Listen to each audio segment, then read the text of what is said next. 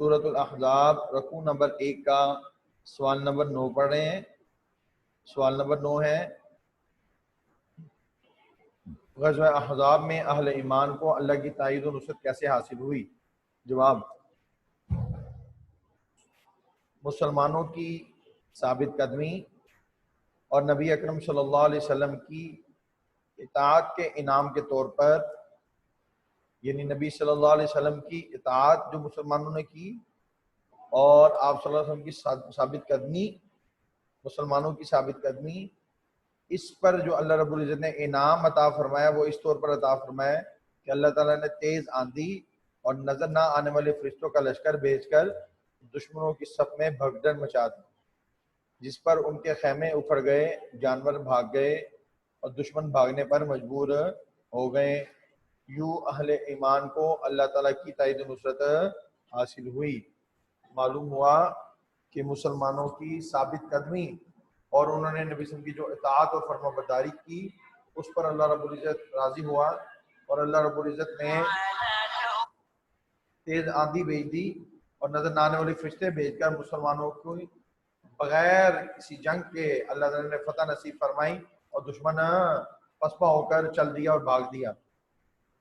سوال نمبر 10، غزوہ احزاب کے دوران آزمائش کی گھڑیوں میں اہل ایمان اور منافقین کا طرز عمل کیا تھا؟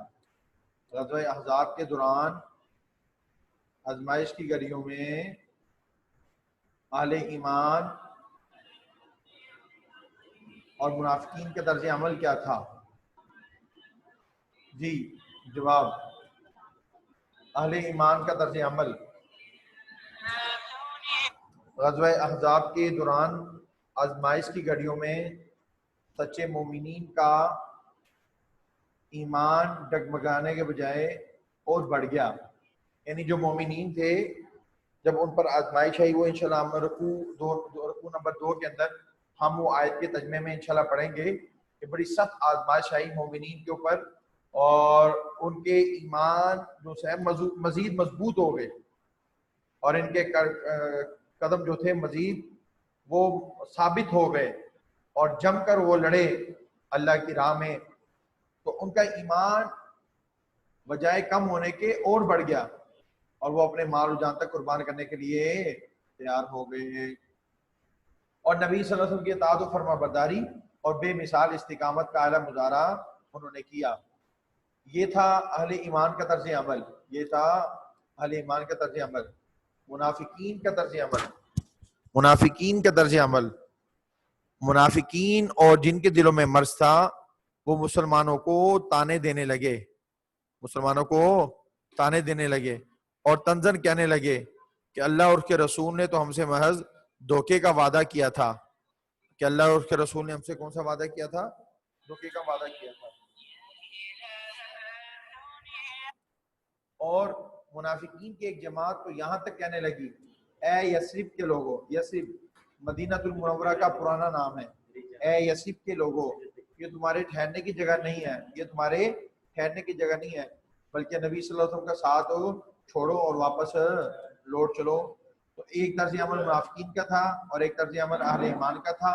اہل ایمان کا ایمان اور بڑھ گیا اور وہ نبی صلی اللہ علیہ وسلم کی اطاعت و فرما برداری اور بے مثال استقامت کا اعلیٰ مظاہرہ انہوں نے کیا، اور اس کے برعکس جو منافقین تھے اور جن کے دل میں مرض تھا وہ مسلمانوں کو تانے دینے لگے اور طرح طرح کی باتیں کہنے لگے، حتیٰ کہ ان میں سے ایک جماعت تو یہاں تک کہنے لگی کہ ہم نے یہاں پر نہیں ٹھہرنا، ہم نے واپس جانا، ہمارے گھر کھلے پڑے ہیں۔ وہ انشاءاللہ ہم رکوع نمبر 2 میں تفصیل کے ساتھ پڑھیں گے۔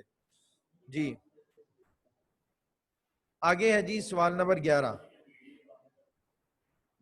سورۃ الاحزاب کی آیات میں جہاد میں،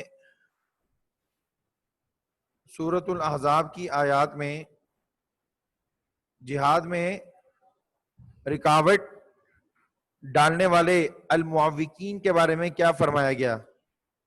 سورۃ الاحزاب میں جہاد میں رکاوٹ ڈالنے والے المعوقین کے بارے میں کیا فرمایا گیا؟ جواب، جہاد میں رکاوٹ ڈالنے والے المعوقین کے بارے میں فرمایا گیا۔ جی بچے یہ المعوقین کا ورڈ اور اس کی تشریح سارا اگلے رکوع میں ہم پڑھیں گے، پریشان نہیں ہونا۔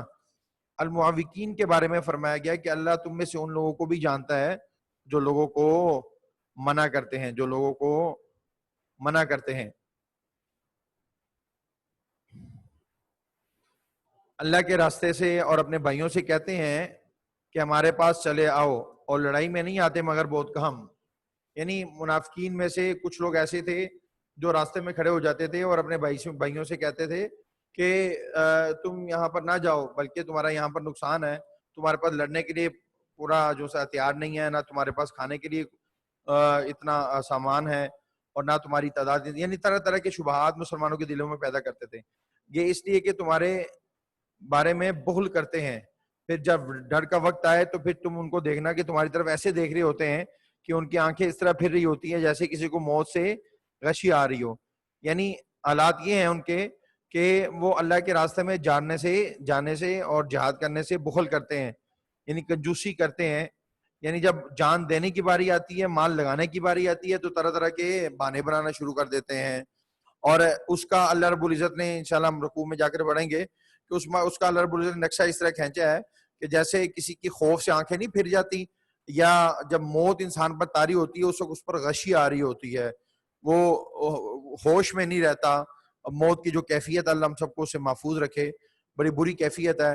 تو اللہ تعالیٰ نے کہا کہ دوسرے لفظوں میں آپ سمجھ لیں کہ جیسے ہم کہتے نہیں کہ یار تمہیں تو اس بات پر، اس کام میں موت پڑتی ہے، تمہیں اس میں موت پڑ رہی ہے، جیسے معاوضتاً کہتے ہیں۔ تو اللہ رب العزت نے فرمایا کہ ان کو دراصل جہاد کرتے وقت اور اللہ کے راستے میں جو سے ہے مال لٹاتے وقت موت پڑتی ہے، اور جب خوف جاتا رہتا ہے، یعنی جب جہاد ہو جاتا ہے اور اس وقت مسلمان کامیاب ہو جاتے ہیں اور مال غنیمت آتا ہے، تو تمہاری طرف ایسے دیکھ رہے ہوتے ہیں کہ ان کے آگے اس طرح پھر جب خوف جاتا رہتا ہے تو تیز زبانوں کے ساتھ تمہارے ساتھ زبان درازی کریں، یعنی پھر وہ کہتے ہیں کہ دیکھو ہم تو کلمہ گو ہیں، ہم بھی تمہارے ساتھ محاذ پر لڑتے رہے ہیں، اب وہ مال غنیمت کی تقسیم کی باری آتی ہے تو سب سے زیادہ حقدار یہ بن جاتے ہیں اور مال میں بخل کریں۔ در حقیقت یہ لوگ ایمان لائے ہی نہیں تھے، در حقیقت یہ کافر ہیں، اوپر سے کلمہ صرف مسلمانوں کو دھوکہ دینے کے لیے، مال غنیمت آنے کے لیے پڑھتے ہیں، در پردہ یہ کافر ہیں۔ اللہ تعالیٰ نے ان کے اعمال برباد کر دیے، اور یہ کام اللہ کے لیے آسان تھا۔ اللہ کے لیے کوئی مشکل نہیں ہے، اللہ تعالیٰ جس کے اعمال برباد کر دیں، اللہ کے لیے یہ کام مشکل بالکل نہیں ہے۔ جی آگے ہم اب MCQs پڑھتے ہیں، رکوع نمبر 1 اور 2، آیات نمبر 1 تا 20، اس کے MCQs ہم پڑھتے ہیں۔ پہلا دیکھیں جی، تعمدت کا معنی ہے، تعمدت کا معنی ہے اس عورت نے ارادہ کیا، اس عورت نے ارادہ کیا۔ جی الحناجر کا معنی ہے، الحناجر کا معنی ہے، الحناجر کا معنی ہے گلے، الحناجر کا معنی ہے گلے۔ سورۃ الاحزاب میں نام ہے اہل یثرب کا، میں نے آپ کو پہلے بتایا یثرب مدینہ کا پرانا نام ہے، اور مدینہ کو یثرب نہیں کہنا چاہیے بلکہ مدینہ المنورہ یا مدینہ النبی کہنا چاہیے۔ آپ نے جب ہجرت فرمائی تو اس وقت اس کا نام، اس شہر کا نام مدینہ النبی رکھ دیا گیا۔ اللہ نے کسی آدمی کے پہلو میں دل نہیں بنائے، دو غزوہ احزاب کے موقع پر منافق چاہتے تھے کہ کیا چاہتے تھے؟ فرار ہو جائے۔ منافق کیا چاہتے تھے؟ فرار ہو جائے۔ یہ جب ابھی ہو جائے گا نا تو آپ نے ریکارڈنگ دیکھنے کے لیے جاتی ہے، کل ڈھونڈ لی ہے، کل کی لشکروں کو دیکھ کر مومنوں کا کیا حال تھا، لشکروں کو دیکھ کر مومنوں کا کیا حال تھا؟ ان کے ایمان بڑھ گئے، ان کے ایمان بڑھ گئے، ابھی آپ نے پڑھا، ان کے ایمان بڑھ گئے، ابھی آپ نے پڑھا ہے۔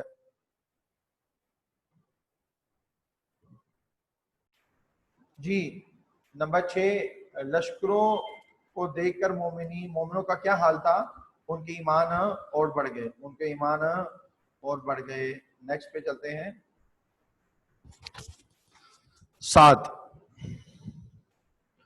زمانہ جاہلیت میں اظہار کا لفظ کس کے مترادف سمجھا جاتا تھا؟ جواب، اظہار کا لفظ طلاق کے مترادف سمجھا جاتا تھا، طلاق کے مترادف سمجھا جاتا تھا۔ 8، اشحتن کا مطلب ہے، اشحتن کا مطلب ہے سخت بخیل، اشحتن کا مطلب ہے سخت بخیل۔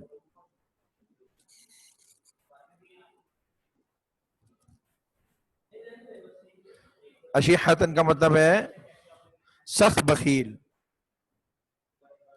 9, खंदक किस साहबी के मशवरे से खोदी गई? हजरत सुलेमान फारसी रजी अल्लाह तआला अन्हु के मशवरे से। खंदक हजरत सुलेमान फारसी के मशवरे से खोदी गई। 10, नंबर 10, अहजाब के माना है, अहजाब के माना है ग्रोह। 10वें का ग्रोह।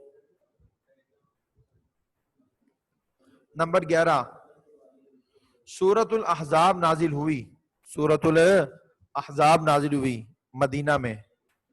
11 का सी है, 11वें का सी है। नंबर 12, सूरतुल अहजाब में रुकू हैं, सूरतुल अहजाब में रुकू हैं 9। 12वें का 9 जवाब है, 12वें का 9 जवाब है। सूरतुल अहजाब की आयात की तादाद है, सूरतुल अहजाब की आयात की तादाद है 73, 13 का 73 आंसर है।